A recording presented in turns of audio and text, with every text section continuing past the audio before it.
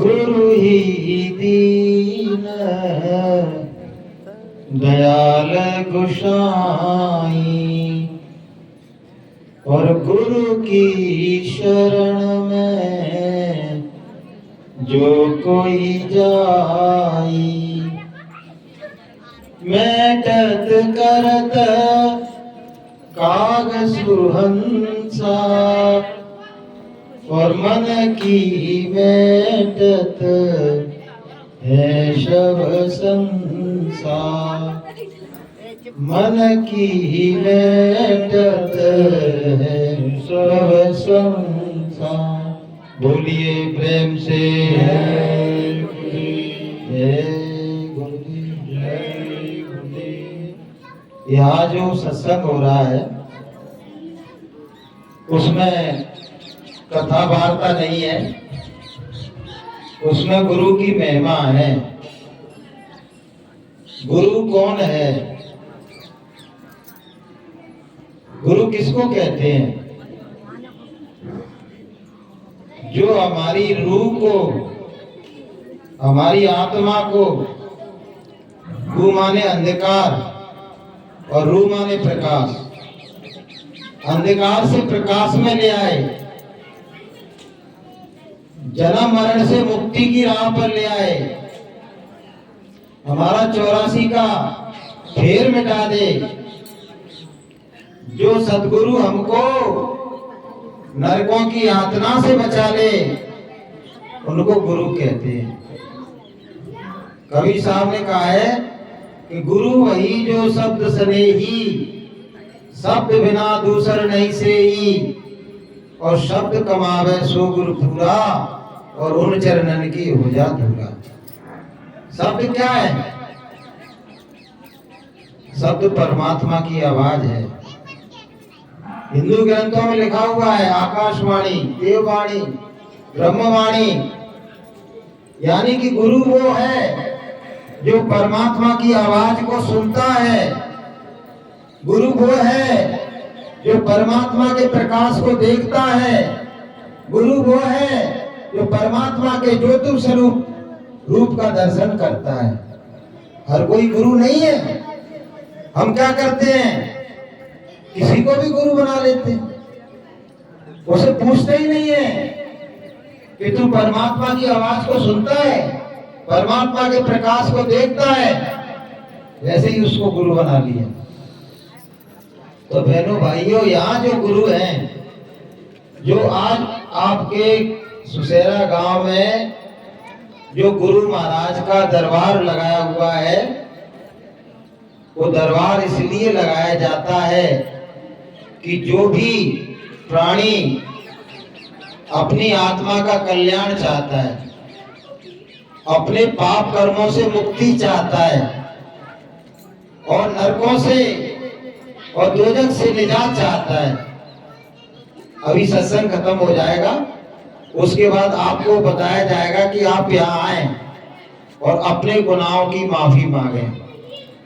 क्योंकि अभी बताया गया था कि गुनाहों की माफी सद्गुरु दे सकते हैं, भगवान नहीं देते हैं। भगवान ने स्वयं कहा है कि मैं गुनाहों की माफी नहीं देता हूं, मैं तुम्हारे शुभ और अशुभ कर्मों का फल देता हूं। कि काल रूप में तिनकर भ्राता, और शुभ और अशुभ कर्म फल दाता। रामायण में साफ लिखा हुआ है, शुभ और अशुभ कर्म अनुहारी,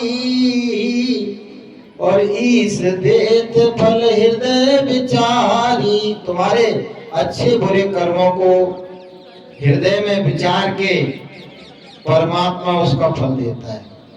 अच्छा करोगे तो अच्छा मिलेगा, बुरा करोगे तो बुरा मिलेगा।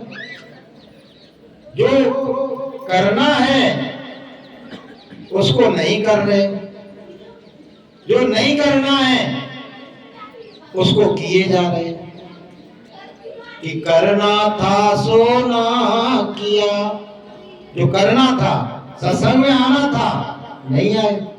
भगवान का भजन करना था, नहीं किया।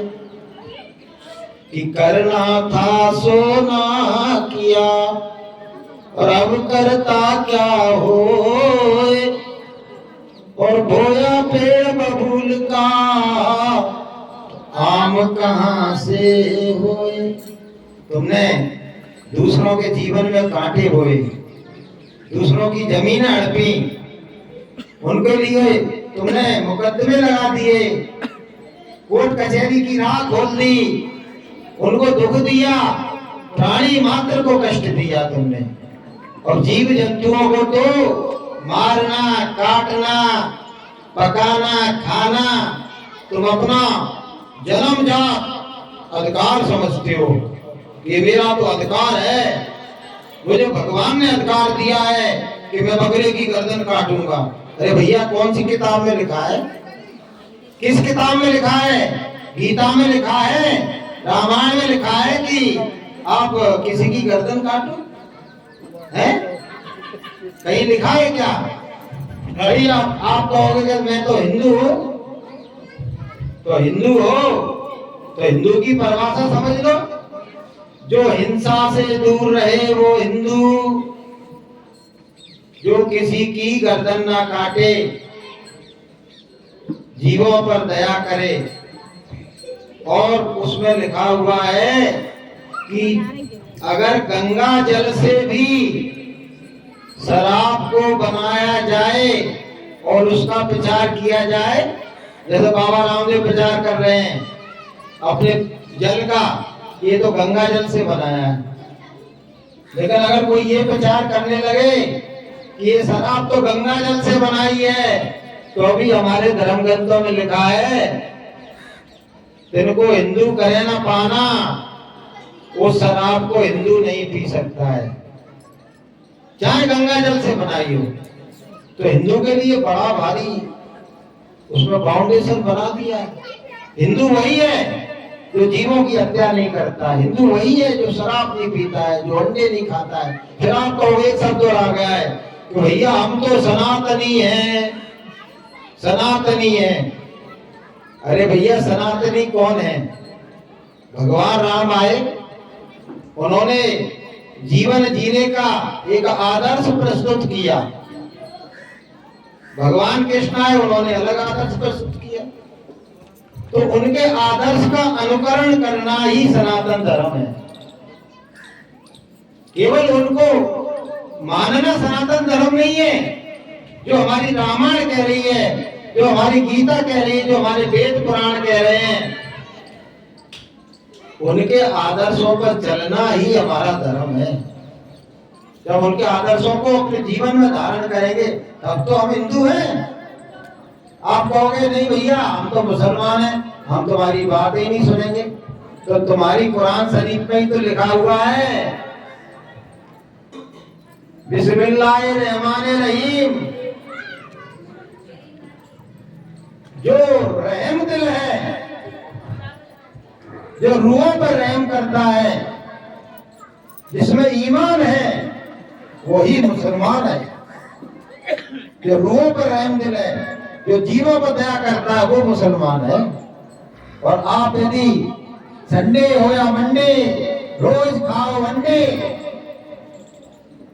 रोज अंडे तले जा रहे घर में। अब ठंडे क्या आती है बेचारे जीव जंतुओं की, तो सामत आ जाती है। मैं उधर से निकला हजीरे से, तो भैया वहां लाइन लग रही, मुर्गा खरीदने वालों की, मुर्गी खरीदने वालों की लाइन में लग लग के खरीद रहे साहब। काटने वाला काटता जा रहा है, काटता जा रहा है, काटता जा रहा है, तो अपने थैला ले लेके आ रहे हैं उसमें।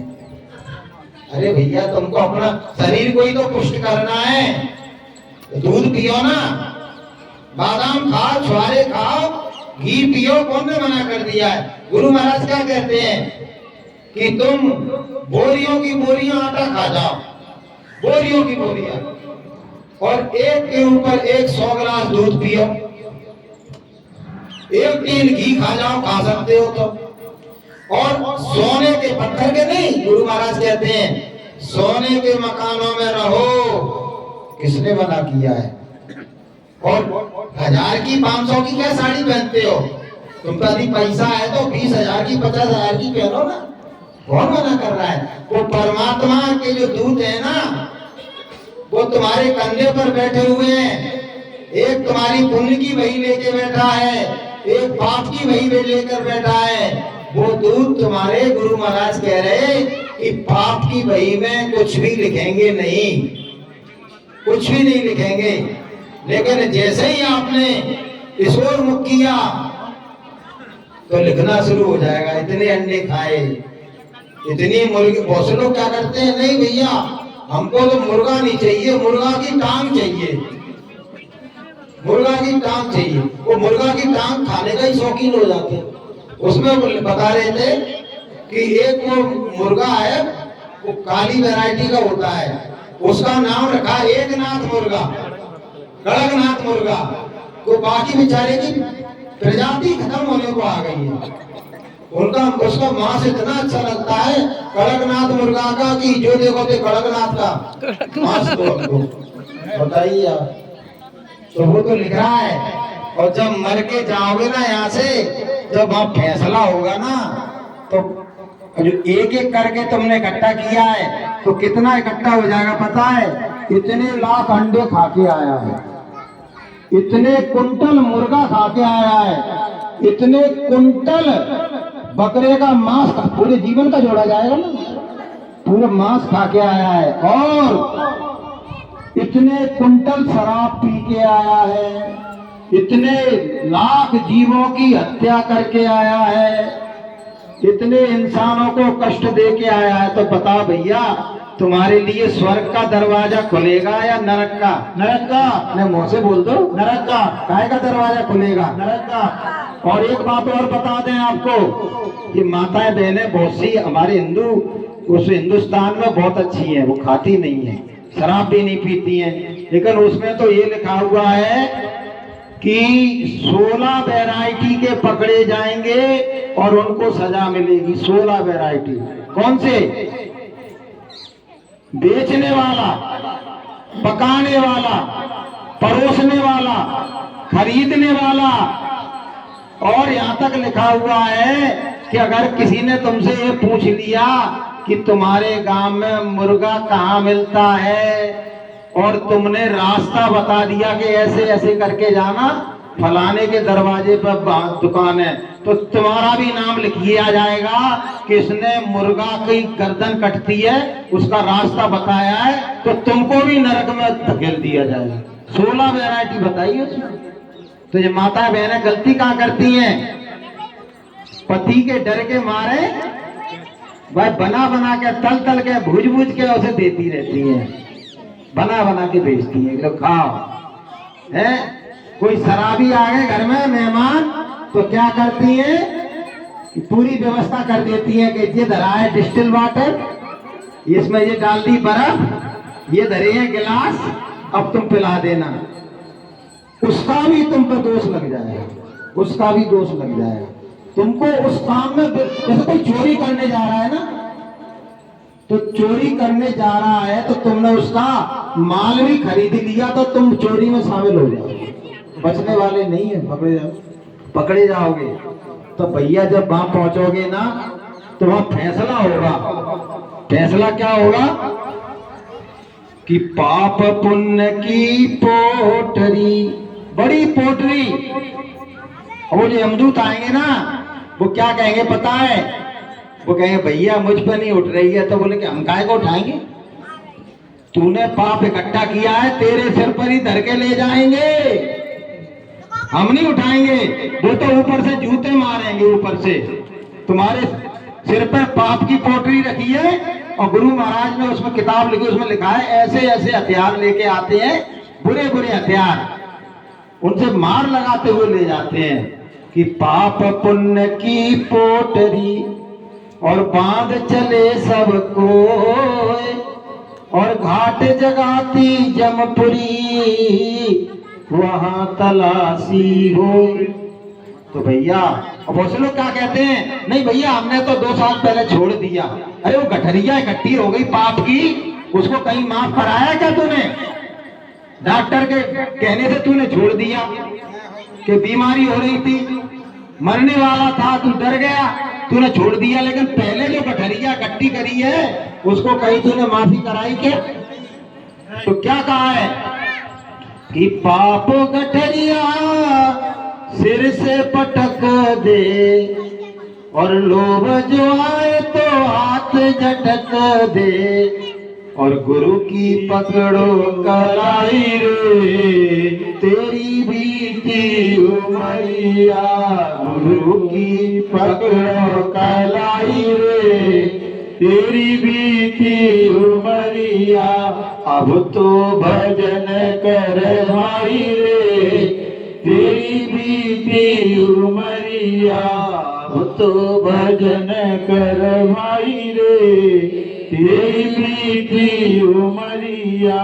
बोल न बोल किसी को तीखे, बोल न बोल किसी के तीखे, क्यों तुमको सब दुश्मन दिखे, क्यों तुझको सब दुश्मन दिखे। वही करो जिसमें भलाई रे तेरी बीती उमरिया, वही कर उसी में भलाई रे तेरी बीती उमरिया।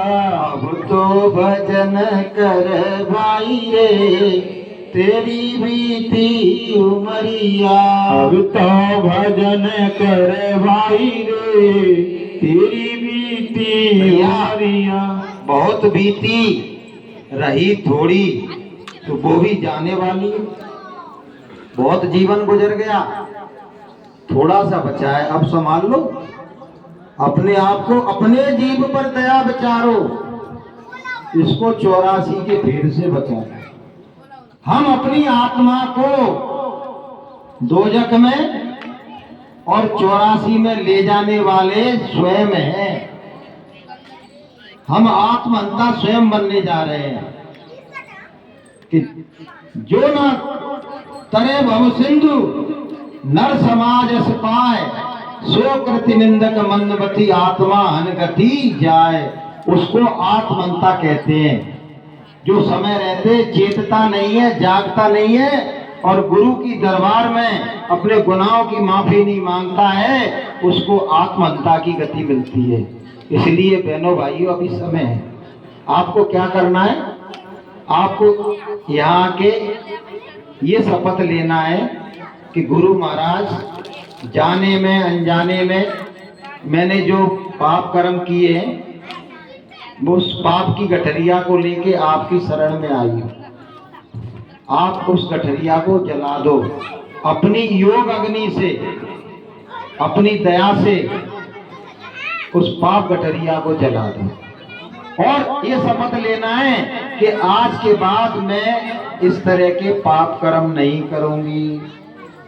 बोलो मंजूर है? अगर कर लोगे तो तुम्हारा भला है, हम तो वो राह पे पहले से ही चल रहे हैं। कर लोगे तुम्हारा भला है, नहीं करोगे भैया तुम जानो, तुम्हारा काम जानो, वहां तो तुमको जाना ही जाना है। अगर बुरे काम कर रहे हो, अभी कुदरत तुम्हारा कचूमर निकालने जा रही है। कचूमर कोई मांस खाने वाला, शराब पीने वाला, व्यभिचार करने वाला, दुर्गुणों से ग्रसित इंसान, जो सतयुग आ रहा है ना उसमें प्रवेश ही नहीं पा पाएगा। कुदरत उसको एन कैन पकड़ेण उसको विनिष्ट कर देगी। बकरे की मां कब तक खैर मनाएगी, उसको विनिष्ट कर देगी। असमयी काल कल्पित हो जाओगे, इसलिए समय रहते चेत जाओ, जाग जाओ। एक माला ले लेना, माला ले लेना और 8 माला जय गुरुदेव नाम की करना। तो गुरु महाराज तुम कहोगे राम राम की क्यों नहीं करें, ये तो प्रॉब्लम है। जय गुरुदेव की क्यों करें, राम राम की क्यों नहीं करें? क्योंकि राम तुम्हारे पाप ने नष्ट करना ही नहीं चाहते। उन्होंने कह दिया ना कि शुभ अशुभ कर्म फल दाता, मैं तो फल दूंगा। तो गुरुदेव के दरबार में माफी है, वहां माफी नहीं है। अगर माफी होती ना वहां तो तुम्हारे लिए भगवान नरक क्यों बनाता, तुम्हारे लिए 84 का फेर क्यों बनाता? तो वहां माफी नहीं है। इसलिए आपको जय गुरुदेव नाम प्रभु की माला करनी है। 8 माला आप करो, गुरु स्वरूप का ध्यान करो, तो तुम्हारा कल से ही तुम्हारा जीवन सुख से, शांति से, सुकून से, आनंद से तुम्हारा परिपूर्ण होता चला जाएगा।